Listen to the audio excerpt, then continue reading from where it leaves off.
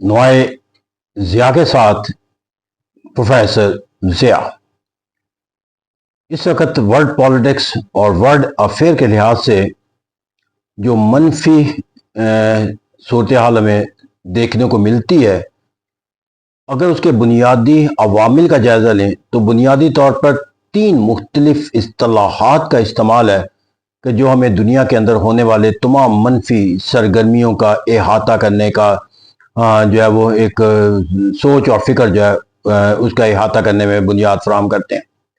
उसमें एक लफ्ज़ जो है वो इस्तेमाल किया जाता है नॉन स्टेट एक्टर्स, फिर इसी तरह एक लफ्ज़ इस्तेमाल किया जाता है और टेररिस्ट ग्रुप्स, फिर इसी तरह एक और जो इस्तेलाह इस्तेमाल की जाती है द प्रॉक्सीज।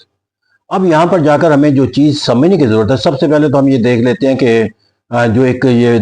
जो तसव्वुरात दिए जाते हैं या जो जो टर्म्स इस्तेमाल की जाती हैं जो बैन अल-अक़वामी सतह के ऊपर जो है वो तल्लुकात को जो है वो मनफी नशोनुमा देने का सबब बनते हुए नजर आती हैं, उनमें सबसे पहले कहा जाता है कि नॉन स्टेट एक्टर। ये नॉन स्टेट एक्टर्स क्या होते हैं? बुनियादी तौर पर they are not the part of the government but relevant to the matter considered by the Security Council of the United Nations Organization। अब यहाँ पर जो नॉन स्टेट एक्टर्स हैं उनसे बुनियादी तौर पर कि ये रियासत के किसी नज़्म नस्क के तहत ये कुव्वतें नहीं होती, बल्कि ये ऐसे कुव्वतें होती हैं, ये ऐसी तंजीमें होती हैं या ग्रोह होते हैं कि जो बैन अल-अक़वामी जो तल्लुकात हैं या बैन अल-अक़वामी हालात व वाक़यात हैं उस पर असर अंदाज होने का जो है वो एक पहलू जो है वो रखती हैं। और यही वजह कि एक नॉन स्टेट एक्टर के बारे में एक ऐसा तस्वर हमें दुनिया के मुख्तलिफ ममालिक के दरमियान जो है वो कशीदगी का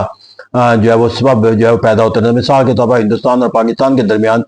जब कोई एक ऐसी सरगर्मी हो जाती है जिसको हिंदुस्तान दहशतगर्दी करार देता है और पाकिस्तान का उसके बारे में जो नुक्ता नज़र होता है कि वो एक ऐसी सरगर्मी है कि जो नॉन स्टेट ऑर्गन की तरफ से की जा रही है, और इसी तरह पाकिस्तान को जो एक दहशत गर्दी का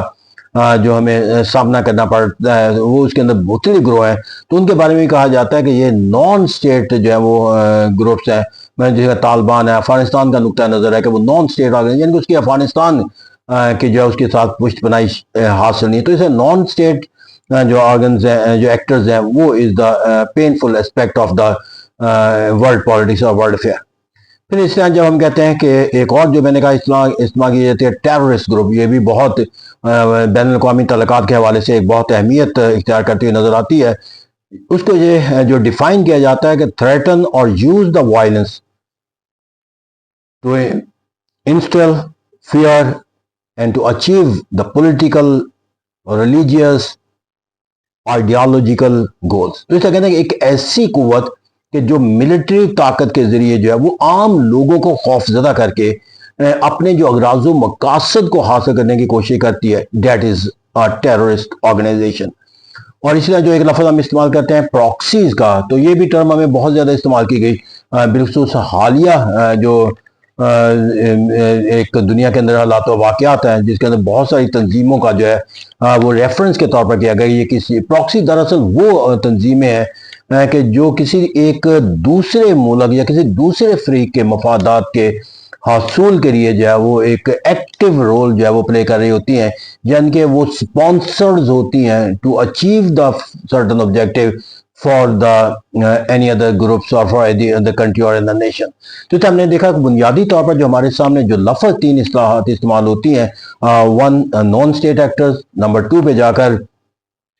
जो टेररिस्ट ऑर्गेनाइजेशंस का तस्वर आता है, और तीसरा जो है वो प्रॉक्सीज का तस्वर आता है। अब अगर मैं पॉलिटिकल साइंस के तालिब इल्म के तौर पर इन तीनों का जो इस्तेमाल का लफ्ज़ इस्तेमाल करूँ तो अगर हम इसको इसके मानी और मफहूम जो इसका डिक्शनरी का मानी और मफहूम है तो यकीनी बात है कि उनमें से कोई भी अमल जो है वो पसंदीदा जो है वो करार नहीं दिया जा सकता नॉन स्टेट एक्टर का, क्योंकि जो रियासत होती है उसके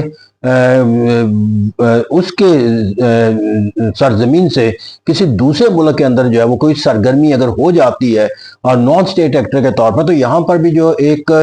अलमिया है कि उस ग्रोह ने ना सिर्फ दूसरे मुल्क की वायलेशन किया बल्कि उस मुल्क की भी सॉवरेंटी की भी वायलेशन हुई है। इट्स एट ए टाइम जो है वो नॉन स्टेट एक्टर जो होता है वो दो या दो से ज्यादा मुल्कों की जो सॉवरेंटी है उसको थ्रेटन कर रहे होते हैं। फिर इसी तरह जो मिलिट्री टेररिस्ट ग्रुप कहते हैं तो वहां पर हमने जो डेफिनेशन देखी कि वो अपने use of the military power threaten the civilian, तो यहाँ पर जंगो जदल का जो अगराज़ो मकासद है وہ یقینی بات ہے کہ کوئی بھی پہلو آپ کو یہ اجازت نہیں دیتا کہ آپ سویلین کے جو حقوق ہیں اس کو مجروح کر کے جو ہے وہ اپنے اغراض و مقاصد کو جو ہے وہ کسی نوعیت کے بھی اس کو حاصل کرنے کی کوشش کریں. اور پراکسی جو ہے وہ یہ تو ایک پیڈ ملیشیا ہو گئی یا ایک آرگنائز ملیشیا ہو گئی کہ جو کسی دوسرے کے مفاد کے لیے جو ہے وہ سرگرمی عمل ہو. تو اسے کہتے ہیں یہاں پر جا کر جو معنی و مفہوم کے لحاظ سے دیکھا جائے تو یہ تمام معنی و مفہوم جو ہے وہ ہمیں کسی پازیٹیو ایکسپیکٹ کا نتیجہ نہیں دیتے. لیکن یہاں پر جو المیہ کے طور پر لیا جاتا ہے کہ ہم اگر تینوں تصورات کو دیکھیں کہ جس کے اندر ایک نان اسٹیٹ ایکٹر کا تصور ہے, پھر اس کے اندر جا کر جو ہے وہ جو ہم نے دیکھا ٹیررسٹ گروپ کا کانسیپٹ ہے پراکسی کا, یہاں پر یہ تمام جو معنی و مفہوم ہے اس کے ساتھ کچھ ایسے تصورات منسلک کر دیے جاتے ہیں جس کی وجہ سے یہ سرگرمیاں جو ہے وہ ایک ایسا عمل بن جاتی ہیں کہ جس کے بے خودی کرنا مشکل نہیں ہے, ناممکن ہو جاتا ہے. وہ اس کے ساتھ وابستہ جو ہے وہ تصورات جو ہے وہ اپنی غلامی سے نجات ہے, اس کے تصورات کے ساتھ اپنی سوورینٹی کا تحفظ ہے, اس کے ساتھ اپنے بنیادی اندرونی طور پر اپنے بنیادی حقوق کا تحفظ ہے. اور اسی طرح یہاں پر جو تصورات اس طرح کہتے ہیں کہ یہاں پر جو ہے بہت ساری یہ جو تمام سرگرمیاں جس کے اندر ہم نے ٹیررسٹ گروپ کا نام لیا, نان اسٹیٹ ایکٹر کا نام لیا, وہاں پر جا کر جو ہے پراکسی کا لیا, تو یہ اگر ہم کہ تمام سرگرمیوں کا اگر احاطہ کریں تو اس سرگرمیوں کے نتیجے جو ہے وہ منسلک ہوتے ہیں کسی ایک ایسی سرگرمی کے ساتھ کہ جو بظاہر جو ہے وہ ایک آزادی, خود مختاری یا انفرادی یا اجتماعی حقوق کی جنگ و جدل کا جو ہے وہ عکاسی کرتی ہوئی نظر آتی ہے. اور پھر یا بین الاقوامی تعلقات کے اندر یا دو سے زیادہ ملکوں کی جو کشیدگی ہوتی ہے اس کے اندر جو ہے وہ اپنے اغراض و مقاصد کو حاصل کرنے کے لیے جو ہے وہ یہ سرگرمیاں جو ہے وہ سر انجام دی جاتی ہیں. اس طرح یہ جو تمام سرگرمیاں اس کے لیے جو میرے نزدیک پولیٹیکل سائنس کے طالب علم کے طور پر وہ نان اسٹیٹ ایکٹرز ہیں یا اس کے جو ٹیررسٹ آرگنائزیشنز ہیں یا پراکسی ہیں. اب یہاں پر جو المیہ کے طور پر لیا جانا چاہیے وہ یہ ہے